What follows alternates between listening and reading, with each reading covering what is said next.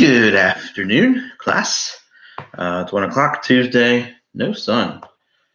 I haven't been outside since the morning, but it looks like the sun is gone for the day. I don't know. So hopefully, I think it'll warm out though. So hopefully you get out a little bit. And I'm looking over the book reports from the morning. I'm leaving comments on them. So you might have to check your email to see what I have to say about your book report. And then you can fix the things that I have you fixing, or I made some suggestions for some of you. So make sure you check your email to look at the comments that I left you on your Google slide from your book report. Remember, make sure you capitalize words in the book. Make sure that you are capitalizing the names of your author, first and last name. Some other common mistakes that I saw this morning. Remember, plot should be more than one sentence. It should be, I think I'm going to change the topic from plot. I'm going to put plot, and then some of you are reading nonfiction books, so I'm going to put main idea and supporting details as well. So it's very similar to a summary. It's just a different way of you connecting with the book and reflecting on the book. For the plot, I kind of want you to focus on the rising events and the climax, which is the biggest, the most important event in the story, and then the falling action, and then the end. So you could do that by just telling me in the beginning what happened in your story, maybe giving me some characters' names and the setting and what they wanted to do, and then get to the middle of the story, maybe some important events that might include a problem or problem and a solution, and then how the story ends. So I would use transition words like in the beginning, in the middle, and the end, and give me some important events that happened in your story. If it was a nonfiction book, then I would like you to give me the main idea. What was the book all about? And then give me some supporting details, any facts that you've learned that support your main idea. And then it looks like a lot of you enjoyed your comma lesson on Nearpod. A lot of you commented it was a fun lesson, and that's what I'm trying to do, trying to find as many engaging and fun activities for you to do while learning the information and the standards that I have chosen for this week. So that's good that you think that some of the lessons are fun and engaging. And then your research, starting to check some of those, going into your grade 3 your grade 3 writing folders and checking to see if you did your second paragraph on the habitat of your animal correctly.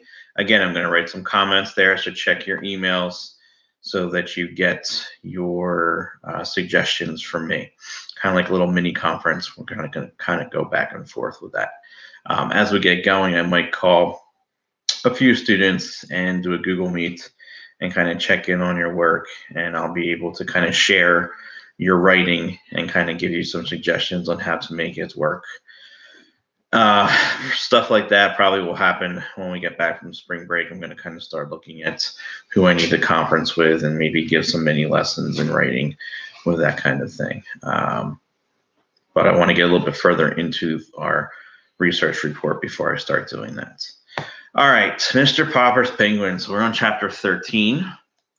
And again, please make sure you go to your specials. Mrs. Morley really wants you to go to your specials pages on Mrs. Wagner's Tech Google Classroom page and try and do a special a day, because our specials teachers are very sad that we're not getting enough students completing the specials. So, make sure that you visit Mrs. Auden. I'm sure that every specials teacher has a really nice lesson for you to do. Mrs. Audio probably has some really fun things for you to do at home. And same thing with Mrs. Town and Mr. Capacey and Mrs. Venati. I'm sure they have great, fun, engaging lessons. I actually took part in Dylan's music lesson last night. And all the songs are still in my head from what I had to listen to. But he was like reading notes from the music lesson and kind of knowing what a quarter note is and an eighth note, and a high pitch and a low pitch, and kind of looking at the rhythm and the beats and learning how to read music notes, which is kind of cool because I really don't remember how to do that. So I was learning just like he was. So make sure you go to the specials page because I think you're going to learn a lot of great information, and your specials teachers work very hard to make sure that you're finishing your work and learning new information and becoming, doing everything that you were going to do in school, providing you that information at home. So make sure you do your specials pages. It's very important.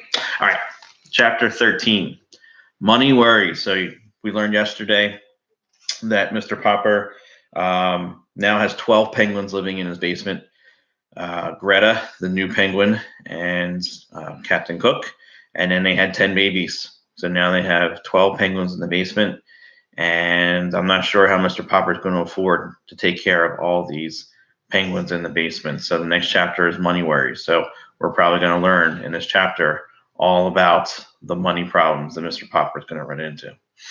All right, let's start. There came a night, however, when Mrs. Popper, having put the children to bed, stopped Mr. Popper on his way to the cellar. Papa, she said, I must talk to you. Come and sit down. Yes, my love, said Mr. Popper. What is on your mind? This sounds like a conversation that sometimes Mrs. DeSantis has with Mr. DeSantis. Papa, said Mrs. Popper, I am glad to see you having such a nice vacation, and I must say it's been easier than usual to keep the place tidy, with you down in the basement all the time. But, Papa, what are we to do for money? What is the trouble? Asked Mr. Popper. Well, of course, the penguins have to eat, but have you any idea what the bills for all these live fish are going to be? I'm sure I don't know how we're ever going to pay for them. And the engineer who put in the basement freezing plan keeps ringing the doorbell and asking for his money. Is all our money gone? Asked Mr. Popper quietly. Practically all. Of course, when it's all gone, maybe we could eat the 12 penguins for a while. Oh, no, Mama, said Mr. Popper. You don't mean that. Well, I don't suppose I really could enjoy eating them, especially Greta and Isabella, said Mrs. Popper. It would break the children's hearts, too, said Mr. Popper. He sat there thoughtfully for quite a while. I have an idea, Mama, he said at last. Maybe we could sell them to somebody, and then we could have a little money to live on, said Mrs. Popper. No, said Mr. Popper. I have a better idea. We will keep the penguins. Mama, you have heard of trained seals acting in theaters. Of course I have heard of trained seals, answered Mrs. Popper. I even saw some once. They balanced balls on their ends of their noses. Very well then, said Mr. Popper. If there can be trained dogs and trained seals, why can't there be trained penguins? Perhaps you are right, Papa. Of course I am right, and you can help me train the penguins. The next day, they had the piano moved down into the basement at one end of the ice rink. Mrs. Popper had not played the piano since she had married Mr. Popper, but with a little practice, she soon began to remember some of the pieces she had forgotten. What these penguins like to do most, said Mr. Popper, is to drill like an army, to watch Nelson and Columbus get in a fight with each other, and to climb up steps and toboggan down. And so we will build our act around those tricks. I think that's a great idea. They don't need costumes anyway, said Mrs. Popper, looking at the droll little figures. They already have a costume. So Mrs. Popper picked out 3 different tunes to play on the basement piano, one for each different kind of act. Soon the penguins knew from hearing the music just what they were to do.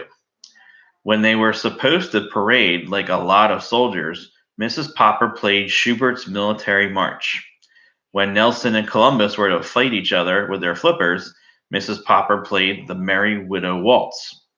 When the penguins were supposed to climb a toboggan, Janie and Bill would drag out into the middle of the ice portable stepladders and a board that Mr. Popper had used when he was decorating houses. Then Mrs. Popper would play a pretty descriptive piece called By the Brook. It was cold in the cellar, of course, so that Mrs. Popper had to learn to play the piano with her gloves on. By the end of January, Mr. Popper was sure the penguins were ready to appear in any theater in the country. So they're training the penguins to act, and then they're going to see if they can make money by maybe having these penguins act and maybe they can make a lot of money to help pay for the bills. The bills that are needed to keep these penguins alive in their basement. So the next chapter, chapter 14, is called Mr. Greenbaum. And I'm not sure who Mr. Greenbaum is, but maybe in the next chapter, they're going to look to take their show on the road. Maybe they're going to try and make some money with these penguins and set up a little show at a theater, maybe. And then maybe they can make some money. So that's a great idea.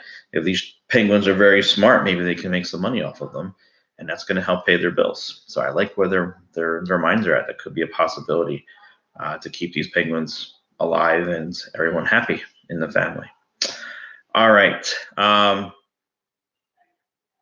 Tomorrow, remember, is a makeup day. Anything you didn't get to Thursday, Friday, Monday, or Tuesday, make sure that all of your lessons are complete. Go through your checklists and your classwork and make sure you checked off everything that you needed to do for each day. Not many questions, a couple tech questions here and there. I know my book report had only 2 stars on one of the forms. I thought I fixed it, but maybe since I set the lesson up yesterday, it won't get fixed until I restart a new assignment. It's probably what's going on. But some smart people in the class decided to just copy the star and paste until you had 5 stars if you needed more stars. But I think I fixed it on the form, and then we'll just have to wait until Thursday to see if it works correctly or not. Some of you did a great job on that. I read most of them and left you some comments. Again, check your emails to make sure that I didn't leave you anything to fix in your book report, Google slide. And make sure you get to your writing. You should have your introduction finished. You should have your first paragraph about your physical traits and what your animal looks like. And then your second paragraph today, which is the habitats of your animal. Where does your animal live? Some characteristics of the habitats. Where can you find your animal? What is it like there? How does it help your animal survive? And if you have all that information in that paragraph, you should be good. So if you're not sure, click on my model of my research report and look under the habitat heading, and then you can see how I modeled my information. And I'll start looking through those and giving you some suggestions on how to fix that if I have anything for you to fix. All right, I hope you guys have a great day.